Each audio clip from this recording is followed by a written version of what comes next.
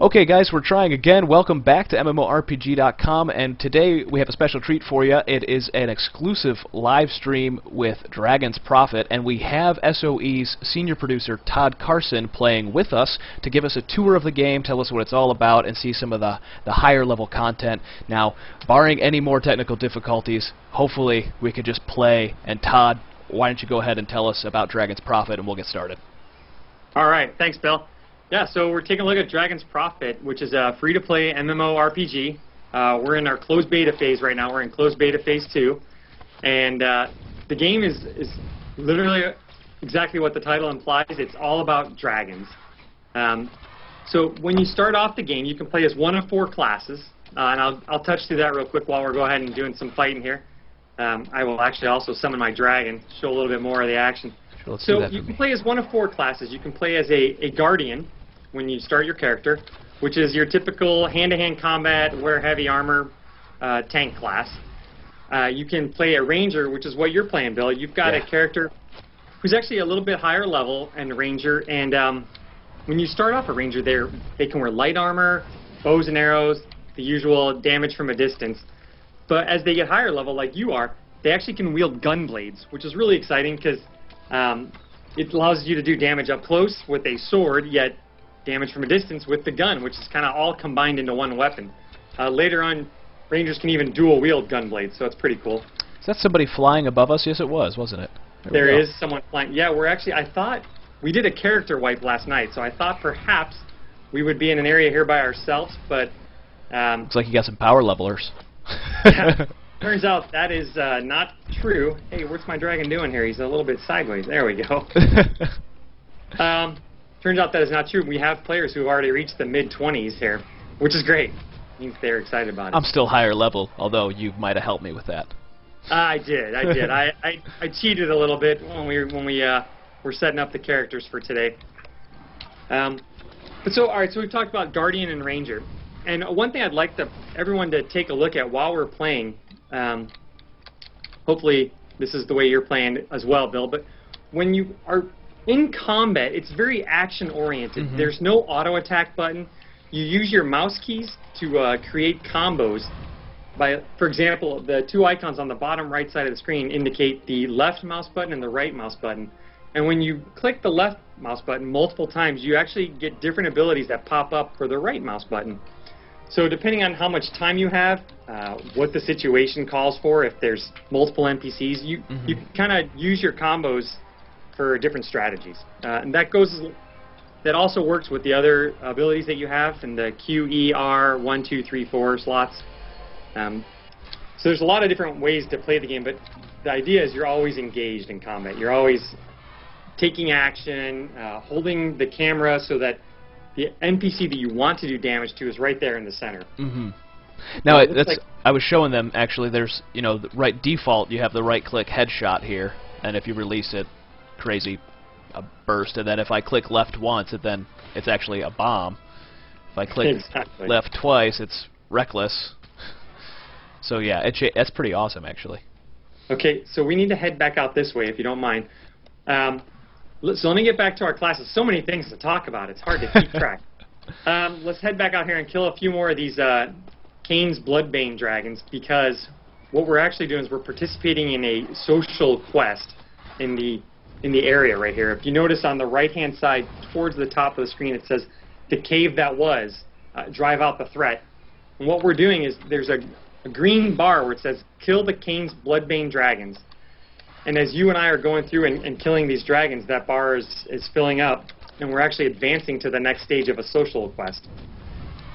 Which means that if there were other players here, I think they've all left the area, but if there were other players here, they could actually come, even though they're not in our group, and help progress this quest line, because it's something that everyone in the area can do, and it's a way of allowing players who want to play by themselves have fun and interact with other people without feeling like there's no kill stealing, there's shared loot system. Do they happen at random times, or is it sort of like something that you could always catch in this area, or is it sort of it happens based on how does it work really? How do you know you're going to get one of these? The social quests are continuously happening in particular areas, and now when you get there, we're actually in the the second stage now. We just progressed to the second stage where it says kill Duskbone, who's actually back over here. All right, let's go find him. Yeah. But so they're always these quests are always ongoing. They're only in certain areas. A classic example is when players start. Right now, there's 2 starting areas, and there are continuous social quests in both of the starting areas. So not only do you have the normal quests, you know, as a new player, but then everyone's kind of participating in the social quest. And the really cool thing about that is you and I are in a group now, so we obviously are getting loot from the creatures together, but if another person ran up and helped us kill this Bloodbone dragon that we're fighting right now, they would actually get loot from it as well. And I'm just going to go ahead and pull him because I'm crazy. Yes, you are. Let's see if we can get our dragons out here to help us a little bit, because this guy's a little tougher. Trying to call him. Did he knock you down there? I don't know. There he is. So while we're fighting, we see the action-oriented combat, creating combos. I'll tell you a little bit more about the classes. So we've covered Guardian, which is the tank-type class, and the Ranger. The next class is the Sorcerer, and the Sorcerer is a magic user, wearing cloth armor. All right.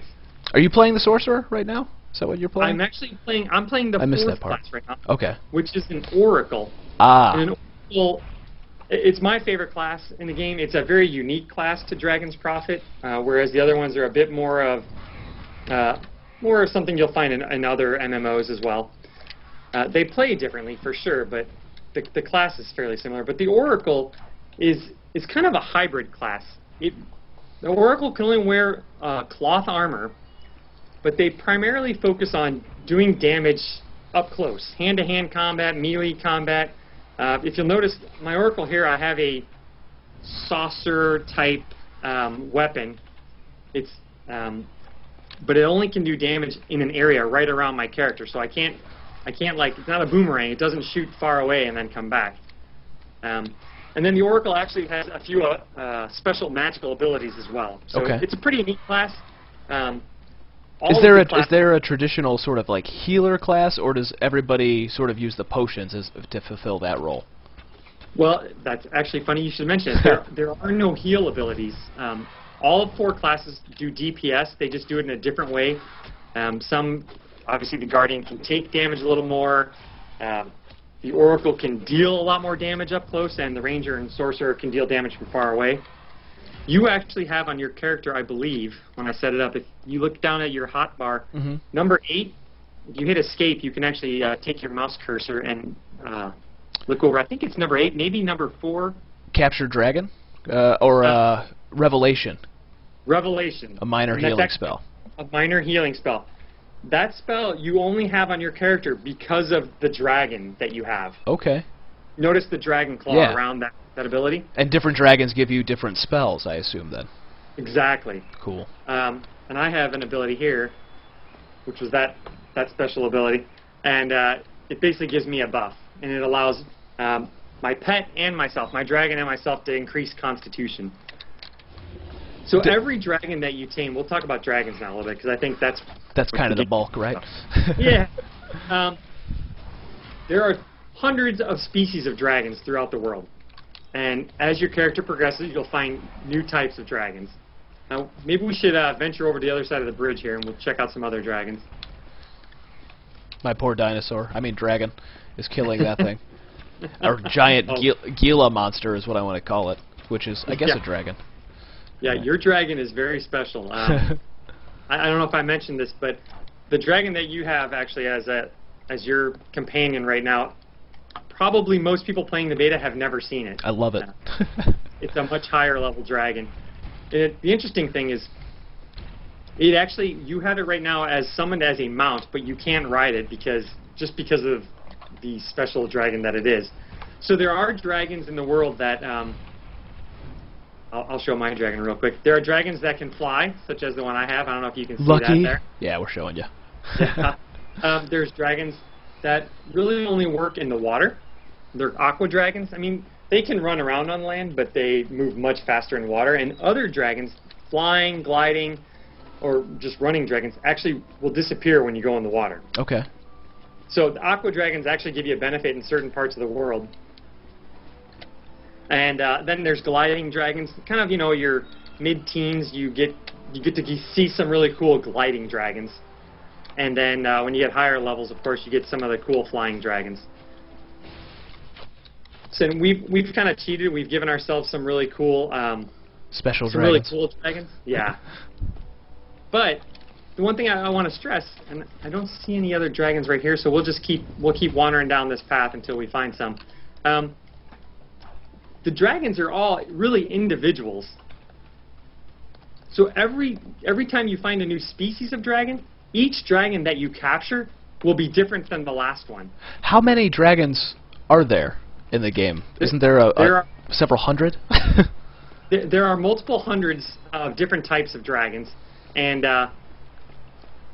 like I said, those are the different species of dragons. Now, each dragon itself is an individual because when you capture a dragon, it basically is randomly generating a number of ability slots, different attributes, and all of the different stats that appear on your dragon. This is kind of a neat area because it really shows off the fact that the environments here are so amazing. Anyhow, so there's hundreds of species of dragons. They all look different. Like I said, some fly, some glide, some can swim in water. Swim. Now, when you say swim in water, can they go underwater and everything like that too? Yes, in certain parts. Yeah, there's actually a couple instances where you have to actually go underwater to get to the boss at the end of it. And if you're trying to get away from NPCs or trying to get there faster, I mean, having the aqua dragon definitely helps. Now, when you say that there's skills and stuff like that that are on the dragons, I think most of the people watching probably understand that you can train the dragons and mold them the way you want to. And how does that work? How does the system of like customizing your dragon work? It's a great question. It's why I'm leading you this way. Oops, we got to go this way. I'm sorry. Wrong way. This way. What we're doing is we're heading back towards town here. If you want to actually just stop for a second and hit the P button, real quick, that brings up, this is your dragon inventory. Oh, nice. So you have your dragon selected there, and then on the right side, on the top, it shows the different abilities that your dragon will have. And this is what I'm talking about. Every time you capture a dragon, the dragon will have different abilities. There's hundreds and hundreds of different abilities for all of the dragons, and of course, depending on their level, they're able to get different abilities. Anything that's outlined in purple is an ability that you as the player can use. That's the dragon soul skill. Exactly. Okay.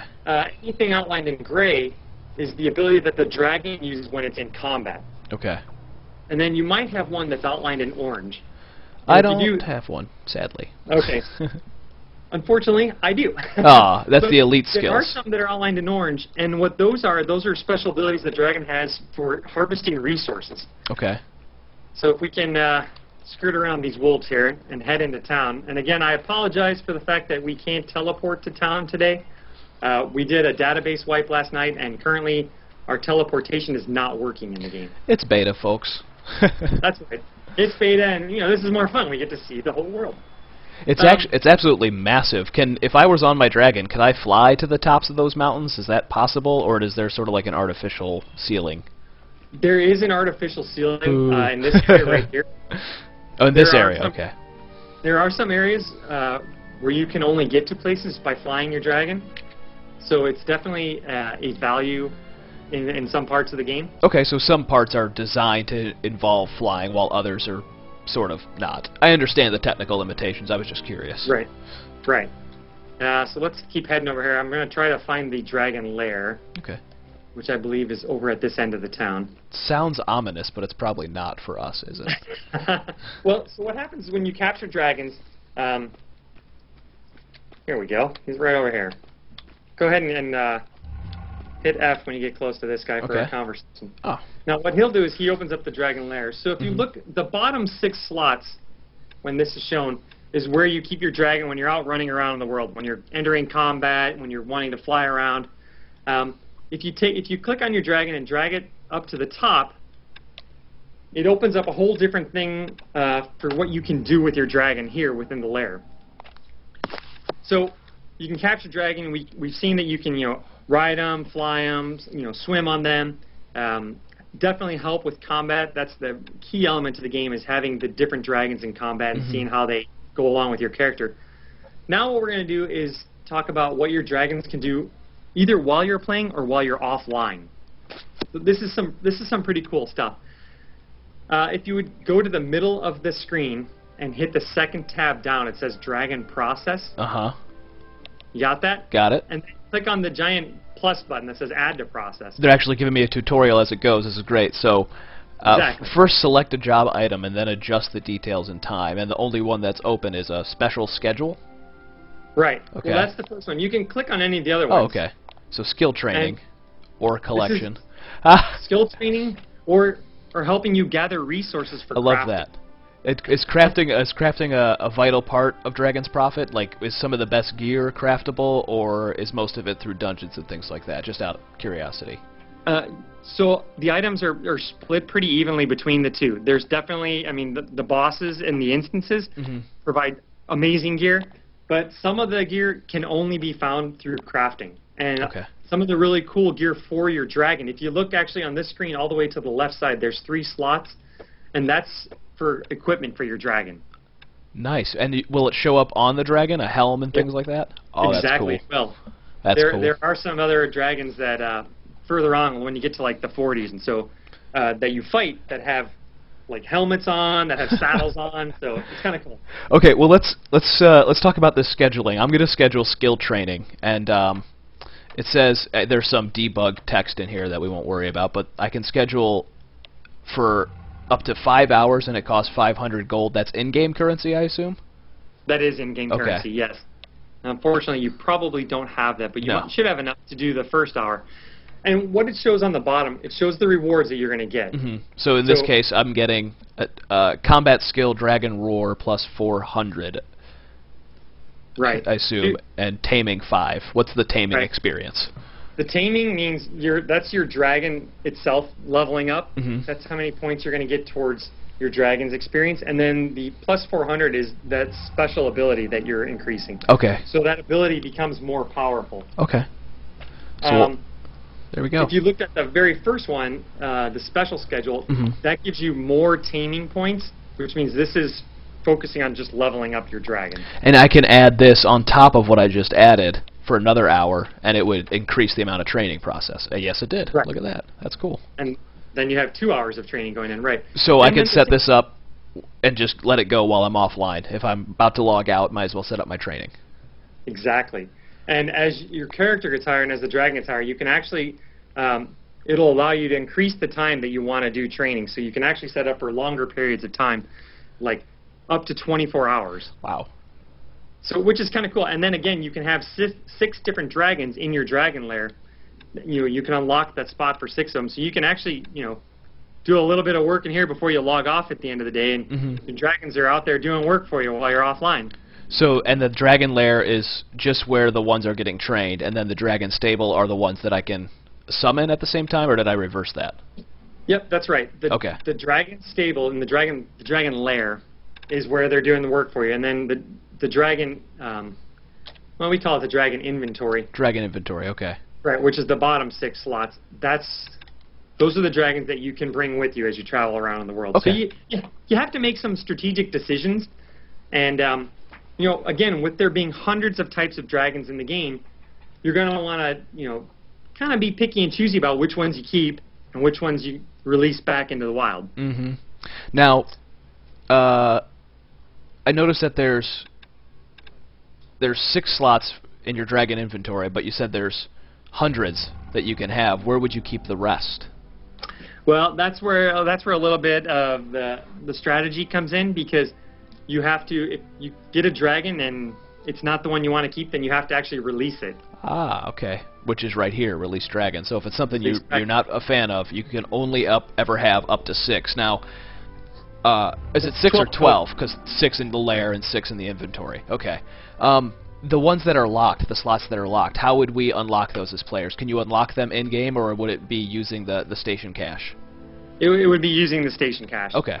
Okay. But that's something that we're still looking into. We're working on some of these features, what uses station cache, what uses gold, Again, in our current build right now, since our wipe yesterday, the station cache isn't working in game, but we're looking at granting players station cache over the next couple weeks, just to experiment in the game. Okay. While we're in beta.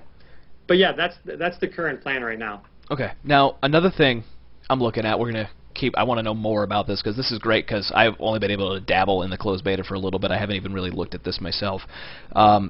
Further down, there's the dragon training, which looks like you can change what their strength, their focus, their ferocity, intelligence, constitution, basically effectively change how good they are at fighting or whatever based on like their stats. And how do you get these levels and these points to spend here? So what happens here is right now you have available ability points of 0. Mm-hmm. And then at the top, if you look at that 0 next to looks like 3 little circles, and it says taming fodder. When you either send your dragon out to gather resources or train up, like really what you've assigned your dragon to be doing. Yeah. Right. You can earn fodder, particularly when you go out and harvest resources. If you go back to that second tab up there, the dragon process, and click on the plus button and look at some of the harvesting ones. At the bottom, it says the job rewards, and you'll see one of the rewards is plus 60 taming fodder. Taming fodder, yep. So I don't have enough money. Back to that third tab down. Once you've sent your dragons out to harvest some resources, you'll have fodder, and you can consume that fodder to give yourself ability points. Okay. Sounds complicated, but really, once you do it a couple times, it's very easy. Then you're going to use those ability points and how you want to level up your dragon, and of course, every time you give strength to your dragon, it consumes more ability points for the next level. And this goes back to... Now, it actually shows a maximum, so you can only have a maximum of 10 in each? Is that what it's saying? Or is that kind of a floating target? It's 5 in each. 5 in each, okay. Right. And, yeah, you can only have a max of 5 in each, and actually, it starts consuming a lot as you get up higher and higher, so the idea is you're not necessarily going to be able to max out your dragon, of course, but you're going to want to choose based on your character, based on your class, your playstyle. If you're playing a sorcerer, you're likely going to want to buff up your dragon in constitution and strength, so they can kind of take the brunt. They can be your tank almost. Yeah. They can bear the brunt of the damage that you're going to receive. And especially if I'm as a ranger, I want somebody that can maybe help keep them off me. Exactly. Okay. Exactly. So. The idea of the game is, with all the different dragons and so many different species and different abilities, you're going to be able to find the dragon or 2 or 3 or 4 that fit your playstyle the best, and then kind of customize them to how you want to play. All right. Real quick, let's talk about the field training then. Okay. So unfortunately, we only have 1 dragon each. If you had 2 dragons, you could go ahead and drag the icons into these 2 slots on the right side. Mm-hmm. And what that allows you to do is that allows you to take the skills and abilities from 1 dragon and take a chance on having that dragon teach another dragon those skills. Oh, cool. Where this really comes in handy is when you find a dragon with some really awesome abilities, but you don't necessarily want to keep it. Gotcha. You have too many dragons in there, or some of its other stats aren't very good. You're like, but I want to take that healing ability from this dragon and give it to one of my other dragons. You go through this process a few times and see if you can have one dragon teach the other dragon that healing spell. But Todd, what happens to the dragon I release? Does it go to heaven? It goes back out into the wild. Okay, good. All right, and then we have the lair storage. Is this where you keep all your resources and things like that too? That's exactly. Cool. Okay. It's where you'll be able to see everything that you've done.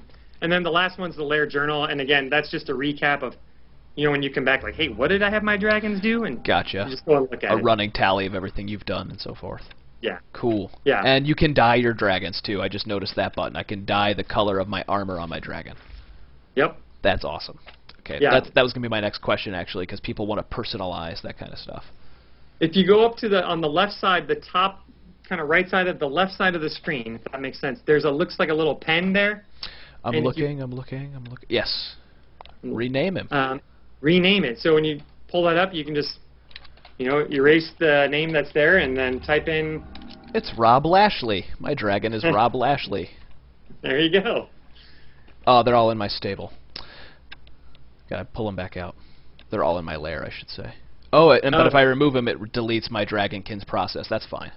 It does. Yeah, okay. Don't worry about that. Pull them back out so we can run around a little more. But So that we've done it very quickly, but that's the synopsis of the dragons and how you interact with dragons in the game. It's that you find them, you capture them. There's a little mini game for capturing. And I apologize for the fact that we weren't able to find any nearby. We can wander around. We can look a little more here. But you're going to capture dragons. They're awesome to get around the world, and they run much faster than you. And if they fly, they can obviously get you through the game without having to worry about getting aggro from NPCs. You know, avoiding certain areas. And then they're almost an integral part of combat. Yeah. Especially if you're playing, by yourself and you're not in a group. Having that dragon out with you is pretty. Can they follow you in groups? Like, will dragons be part of your team in dungeons and things like that, or is that where you sort of you put them at bay and you just rely on each other? Nope. Anytime you want, and your dragon is in your inventory, you can summon them out. Okay.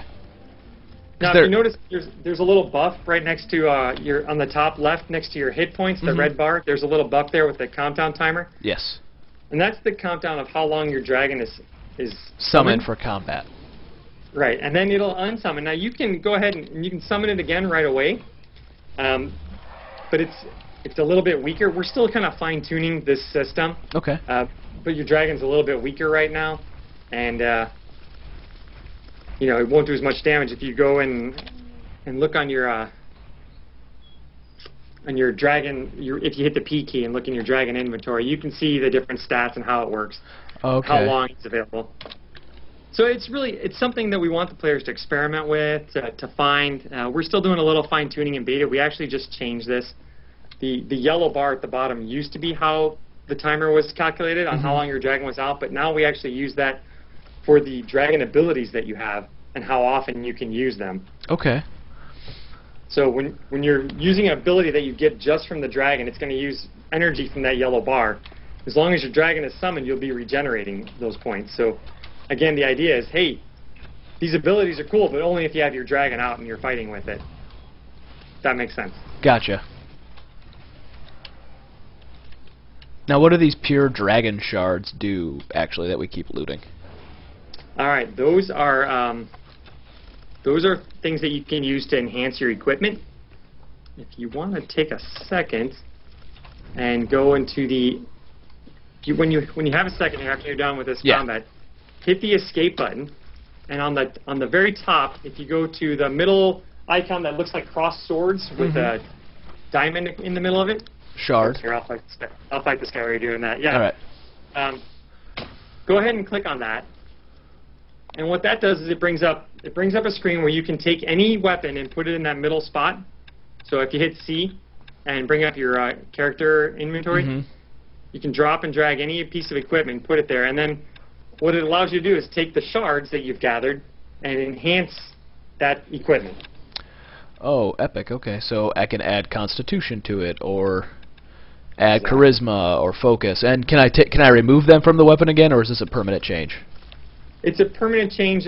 Later on, you'll be able to in the towns, you'll be able to pay to remove a gem. Okay. But that's something that's still in progress as well. Very cool. But yeah. Again, if you decide you find a better gem and you want to take that one out and put a gem in there, we'll certainly allow you to do that. And will it work with armor and things like that as well? Yeah. Cool. Armor and weapons. So there's actually several different ways to increase your equipment. If you go to that same icon at the top and hit the equipment, you can jump in and just using gold or the station cash, you can go ahead and enhance your weapon. So again, trying to find different ways to allow the player to increase their stats, customize, what they find valuable. For the gear stuff, we want to make sure that you can use in-game currency as well as station cash, because we don't want players to feel like they can pay to win. Anything we do with station cash is really just to save time. And I'm trying to see if the gold... It does work, actually. This is pretty nice. But of course, now if you fail, what happens? If you fail, you lose. Sometimes your gear will get worse. Yep. Typically when you're in the basic equipment one, you're trying to increase that, you'll lose your endurance. Okay. And what does the endurance do for me? the endurance, if you open up your character slot and highlight any of the gear you have, there's a durability. Oh, endurance is durability for the weapon. Right. It's okay. the durability for the weapon or the equipment that you're wearing, and it's how long it lasts in combat before you need to go repair it. And what's the energy? 100 out of 728 is what this weapon particular says. So the energy is basically the amount of gems that you can put onto that. Okay. So every gem has an energy value based on what points it gives you and how many points it gives you. So if you have a gem that's like +4 magic defense, it's going to consume a certain amount of energy. Okay. So that's basically the limitation, so that your buddy can't send you, hey, I've got an awesome shard that's going to make you invulnerable. It's like, well, the gear that you can equip at the level you are may or may not allow you to put that gem on. Okay. So it kind of helps limit the system too, so you can't, I'm trying to think, twink somebody too hard. Exactly. Yeah, try to keep things in balance. Ooh, a two-handed axe. Now, Rangers, can anybody use any weapon, or are there obviously certain ones that certain classes can use? Like I couldn't use yours. There's only certain weapons that certain classes can use. Okay. Oh, sorry, I didn't realize you were following me. Here, let's get down. I'll fight with you. Just trying to show off the flying dragons a little more. That's why I was following you. All right, let me get past these guys. I'll follow you again. So where are we headed? Well, we're just going to head over this way. I wanted to see if we could find some dragons. There's several spots around here, but I'm not finding them. Oh, here we go. We have found the dragons. Yay! I want to give you the opportunity to try to capture a dragon. Yeah, Susie wrote an article for us. She did a tour with you guys not long ago, and she was the one that talked about taming this, but I wanted to see it in action because we couldn't see it in action before. All right, so now if you look on your hotkey, I'll give you a little heads up before you get into this. On your hotkey, on your hotbar down there, I think number 6 yes. is the capture dragon ability. Okay. When you get close to this dragon, hit number 6, and your character's gonna automatically hop on top of the dragon. You'll see kind of like these blue magical rains as you try to get him under control. Okay. The mini game is gonna use the WASD key. All right. You can't hold them down. You have to repeatedly click them to try to keep the little icon of the dragon head in the center of the screen. All right. I'm going to try it. It might ask you to hit the G key repeatedly. Depends on, what level. This dragon's only level 19, so I think it's just the WASD keys. But go ahead and give it a shot. All right. Oh, okay. That's difficult. It's not something people can usually do on the first try. No. And how long do I have to keep it there? Because it's not happening. You have to fill up the red bar. Holy cow! Success. That's amazing. I'm very impressed.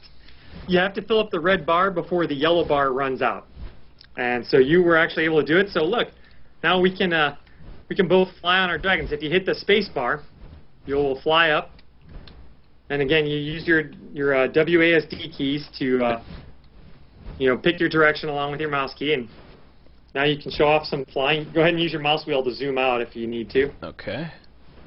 Pretty awesome, huh? Very nice. Now, when you tame certain dragons, can you can you train up their speed? Can you make them go faster, or do certain dragons go faster than others? How does that work? Certain dragons go faster than others. The dragon I have has the flying speed and running speed of 170%. Okay. My guess is the one that you have has a speed of 150%. Well, how would I know? P? Well, if you hit P, yeah, you'll find out there. Running speed, flight speed 170, and running speed 160. Very nice. So here, I want you to try something else. If you can go into your dragon inventory and release the guy that runs around. Okay. Just release him? Yeah, highlight him and then go ahead and release him. It'll ask for a confirmation. Okay. I'm letting go of Rob Lashley. Bye, Rob. Okay. Now, dismount from your dragon. It's going to be a little bit of torture for you, but I'm going to ask you to come over here and tame another one of these dragons. Oh, no. Yeah. Okay. And get him. What we're going to do is, if you're successful at this, yeah, if. Go ahead. Big if. I'll show you how. I love it. I'm going to show you how to do a comparison of the dragons and really show off the fact that even though you have two dragons of the same species, they're actually individuals. So now go ahead and hit P. And then on the bottom, towards the middle, there's a little, looks like a little scale, you know, like an old-fashioned scale, one side versus the other side. And it says compare dragons. If you hit that, and then on one side or the other, click the other dragon. Are you following me on that? I'm following you. And that's when I can... So now you're looking at the two different dragons that you have in your inventory. The second one had 2 Dragon Soul skills. It had, what is it, Total Defense and Corrosion Bomb, while the other one didn't have any of that, but it had different other skills like Spell Armor. And, yeah, that's crazy. And their attributes should also be different as well. I mean, not a lot different, but enough that you see that every dragon in the game is an actual individual. Yeah. And you're gonna want, when you find a pack of dragons like this, you're going to want to tame a few to see if you can get a really good one. So I can use this one to mount just by pressing tab, or I could use tilde to make it fight for me too. Exactly. Okay, cool. So any dragon can fight for you, but not every dragon can be ridden. Right. Most dragons can be ridden. The one I summoned for you today was a special one that we've never shown it before. Players haven't seen it. But yeah, that's a special dragon that actually just runs alongside of you like a pet. Okay. But most of them can be used as mounts, and they certainly get you around the world faster, whether they can glide or run or fly. I love that I found one that has 2 elite skills. I want to keep it forever. We'll have to work out a deal afterwards, because I thought I was going to have to use this account again later. Oh. use the press 2 account, not press 1. This is mine. That's what I'm on right now. Oh. So, you know, again, to kind of summarize while we're flying around here, we can do some more combat if you want, but we've covered a lot of the basics of the game, which is... Well, I know there's some more that... I'm sorry, I'll let you finish, but there was some more I wanted to ask you, too, actually. Go ahead. Well, there was... I know there's... I don't know, you know, I've read briefly some of the stuff that you guys have talked about at, like, shows and things like that, but there's actually some sandbox elements, too. Like, I was wondering if you can get into some of those. Outside of the dragons, there's actually, like, towns and things like that, right? And housing? There is. So we're just introducing it in Phase 2 here. There is housing, and it is up in a frontier system. So they're floating islands. Floating islands up in the sky, and you basically teleport to them. And those floating islands are cross-servers, so everybody from different servers will be on those islands. You can buy housing lots, so it's not like your house is in an instance. Your house is there in the open world on this floating island called our frontier system. You can customize that house. You can, you know, pick what size house you want. You can craft furniture. You can buy furniture. And at some point after we launch, we're going to introduce another part of the game, which is PvP, and that'll be up in the frontier system also.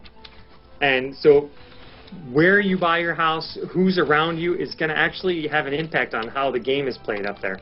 That's fantastic. But you don't have an ETA for when after launch. It's just one of those things that's coming shortly, hopefully? It'll be our first expansion after we launch, yeah. But right now, you know, when we go into open beta, we're going to have the frontier system available.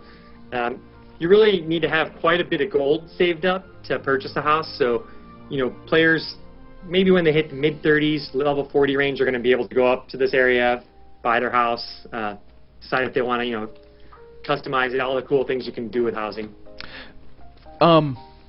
You just actually made me have another quick question for those players who are wondering when you get to start. Obviously, I'm level 36, you're 34. When do you get to start taming dragons? Is it pretty much from the beginning of the game, or is it kind of like after a tutorial? When does that happen, too? No, absolutely. We want you to have a dragon as soon as possible. So in the tutorial, you'll get a dragon that kind of you can summon and ride it for a little bit in the tutorial. But that's really just to show you the basics of how to summon and ride a dragon. Once you get through the tutorial, you go into a new starting area, and it's instance just for like 3 lines of a quest to show you basic combat. And then you're in the overworld, and you can go out and capture a dragon right away. Level 6, you can capture dragons. Level 5. That's awesome. So, and you'll find some right then and there. You don't have to go hunting for them. You'll get introduced to that as part of the tutorial, or I should say as part of the early game.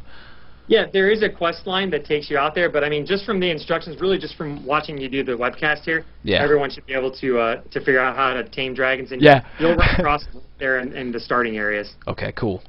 Now, the other thing, it's a little bit of experimentation. So there are doom dragons in the game. So kind of the background storyline. The elder dragons came to the world of Eurasia, and they kind of split into two factions. And the Doom Dragon, which is led by the Devourer, the big evil dragon that actually eats other dragons to keep himself alive longer. You cannot capture Doom Dragons. So there are Doom Dragons around the world that you'll fight, that you'll run into, that look like you should be able to tame them, but then you'll realize when you go up and try to capture them that you can't. So it's a little bit of experimentation with the player. There's also dragons that don't look like the standard dragons we've seen so far. If you look at this player that's hanging out around us. Yeah, he's obviously found the stream, I'm thinking. Yeah, well, the blue dragon that he has is, that's an aqua dragon. It's not your typical dragon with wings. It's more of a new species of dragon from the elder dragons that have created new species by, breeding with the different creatures here on the planet of Eurasia. So there's all types. He's got another one he pulled out there. Hey, this guy's nice. He's helping us out. Yeah, he's got lots of stuff. Yeah. So there are definitely dragons that look more like dinosaurs or, woolly beasts and things like that. Also, question, I guess this is might be one you can't really speak too much on, but when will we know, more about like an open beta or a launch scenario? I don't know if you guys are doing an open beta where there's going to be no more wipes, or what's the launch plan? Are we going to see it in a couple months, or is it more further down the line? The plan is a little bit sooner than that. Yay! But we haven't announced it yet. When we do go into open beta, yes, it is going to be a no more wipe period. Cool. So, yeah, it's kind of a soft launch.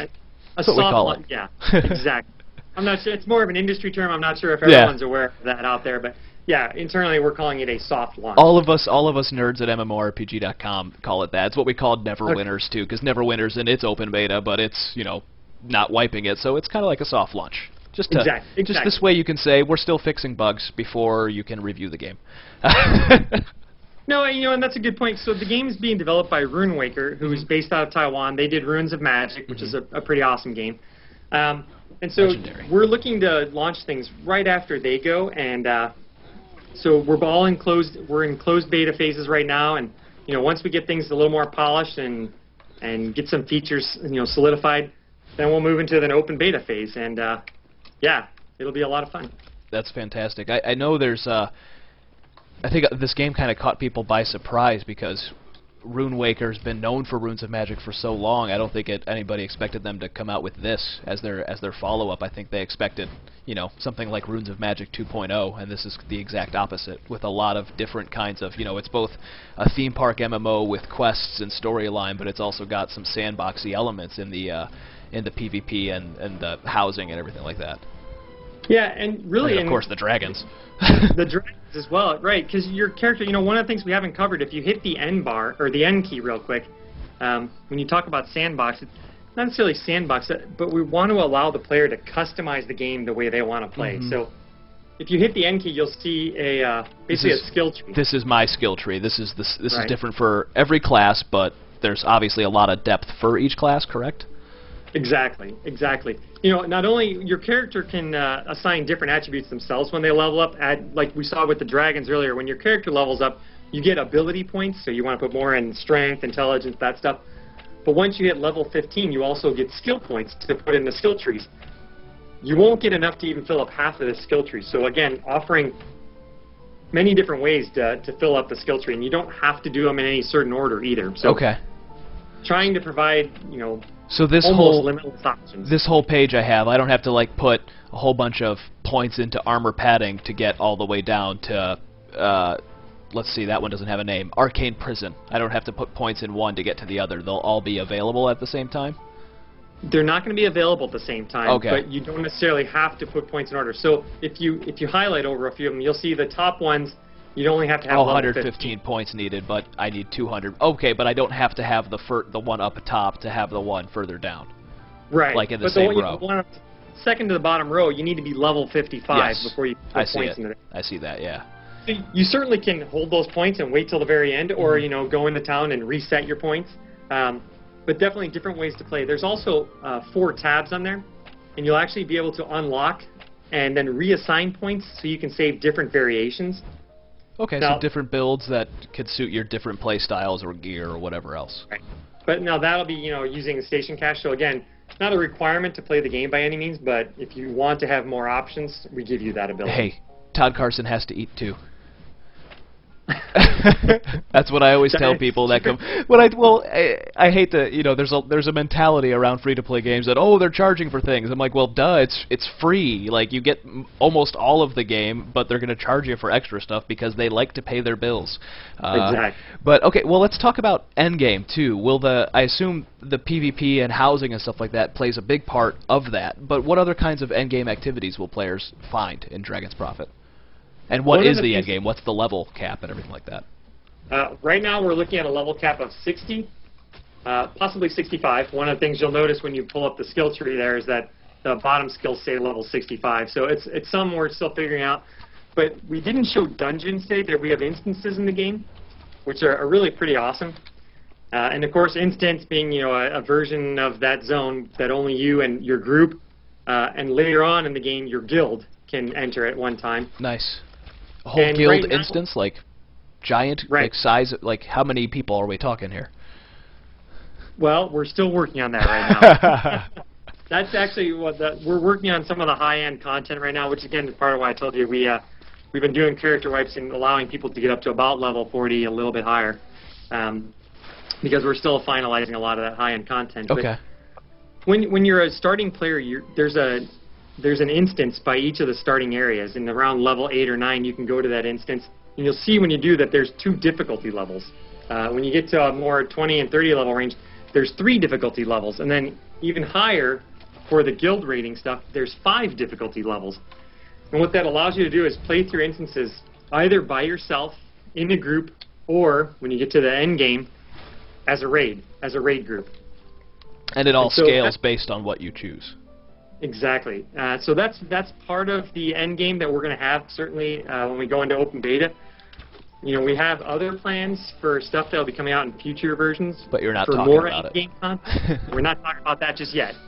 But right now we're just really trying to finish up some of that raid content, some of those high-end dungeons where you can pick the higher difficulties for a larger group.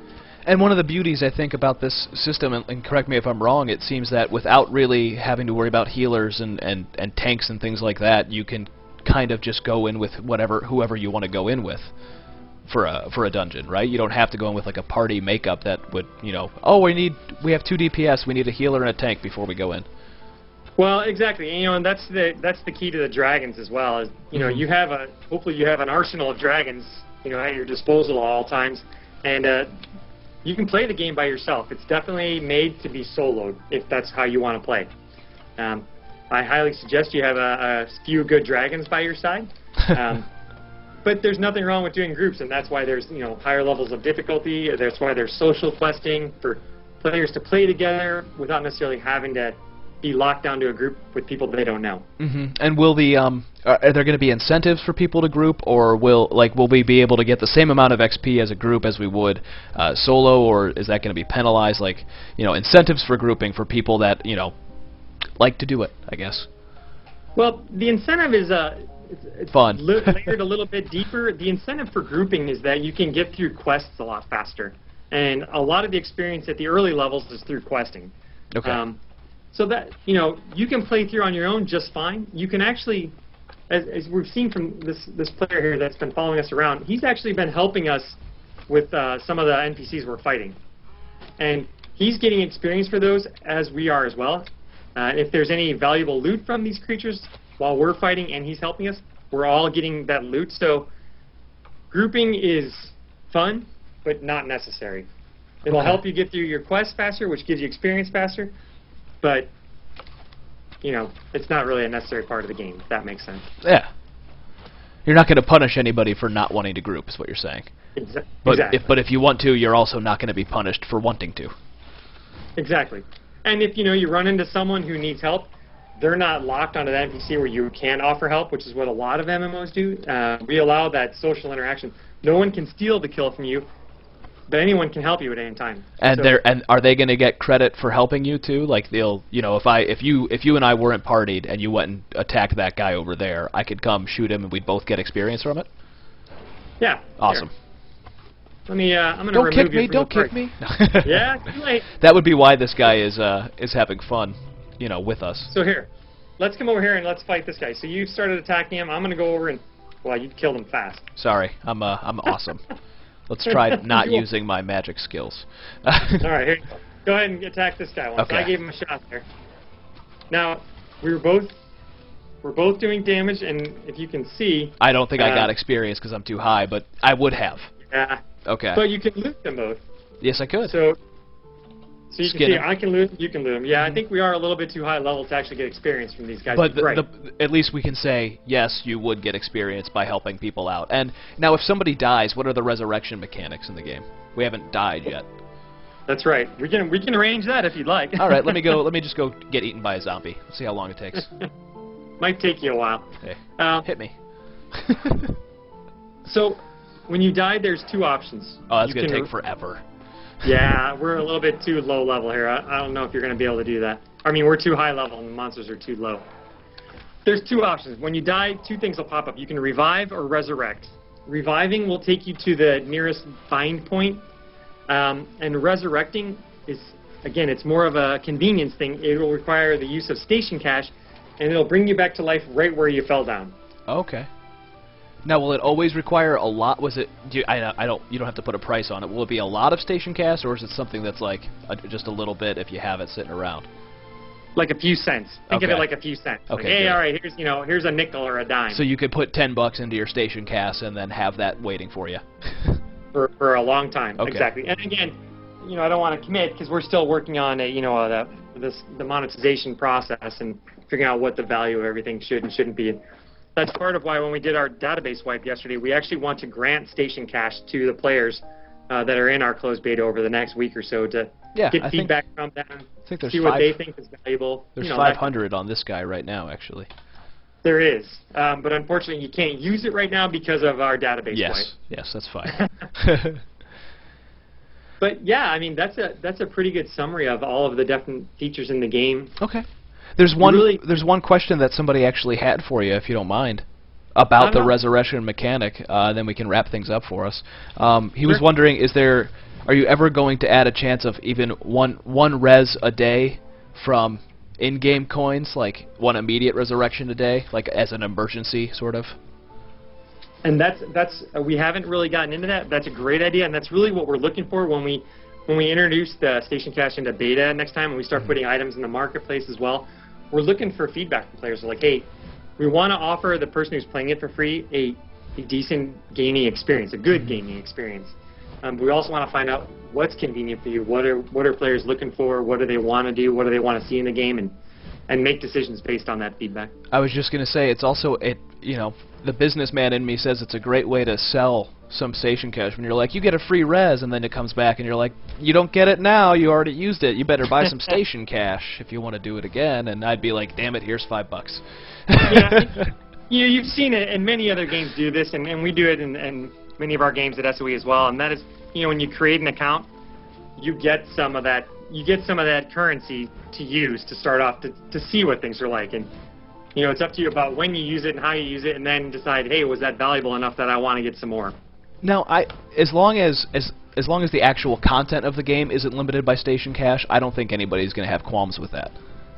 Yeah, and that's actually a good point. We've been very careful to make sure that you're not buying power, you're not limited really in what you can do. It's just a convenience thing. It's a time thing that we're trying to, like, hey, if you want to have your dragon harvest resources for a longer period of time without having to log in, we'll let you do that for station. Yeah, if you want 6 dragon slots or 12 dragon slots, pay a little extra money. Exactly. Yeah. Exactly. I understand. But again, that. that's still in flux, and we're hoping to figure out over the next few weeks. So. Okay. Well, man, is there anything we didn't cover that you think we should cover before we wrap things up? No, I think we've covered quite a bit. Again, the point I'd like to close out on. Excuse me. We really want to allow players to to customize their gameplay. You know, there's 4 classes, but those classes can play so very differently depending on how you use your skill points and your attribute points, and really by the dragon that you have and what skills are available. So we really want the players to go out there and find their best way to play. Look at all those hundreds of dragons that are out there and find the one that suits you best. And people didn't see it, but there's actually a pretty in-depth character creation too. At least there was when I was playing the other day. Like there's quite a bit you can change on your guy even in the beta right now. Exactly. Yeah, you can really make your character stand out and look different if you want to. Yeah. Awesome. Todd, it's been fantastic to actually get a fully in-depth look at the game. Like I said, I've been following it, but not super closely. And I was already sold from the other day, just playing to like level 6. I'm like, I could tell this is something I'd be interested in. But now, even more than anything, it's been fantastic. I appreciate the tour. All right. Well, good. It's been good having you, Bill. I had a good time. Thank you. I'm glad you were able to tame some dragons. That was awesome. 2. I tamed 2. That's it must be, living in the Midwest, we're good at rodeos. I don't know what that means. I don't know how Ohio people are good at rodeos. It's not like I'm from Nevada. Nothing against you Nevadans out there. Everybody, thank you so much for watching. This has been MMORPG.com's exclusive live stream of the Dragon's Prophet beta, toured with Todd Carson, the senior producer on the project. Todd, thank you once again, and everybody. The full video, if you missed all of it or some of it, or if you're just catching the end of it, it'll be on YouTube shortly and be featured on MMORPG.com tomorrow in a prominent placement, so you can watch it all in its gloriousness before you get into the beta yourselves. Oh, yeah. You know what? Let's have you plug that, because why not? You're here. How can people get into the beta while they're waiting? I know there's a way. It's like you're just reading my mind. Yeah, go to dragonsprofitthegame.com. And we have information, all kinds of information about the history of the world, the different classes, some articles on the dragons. And right there on the home page, you'll be able to see a register for beta button. It's on the right-hand side towards the bottom. We also are offering a VIP dragon pack. So if you're looking to get into the beta right away, you can take a look at our VIP packs. And those give you some station cash as well as getting you into the beta and some other stuff, right? Like loot and things like dragons and all that cool stuff.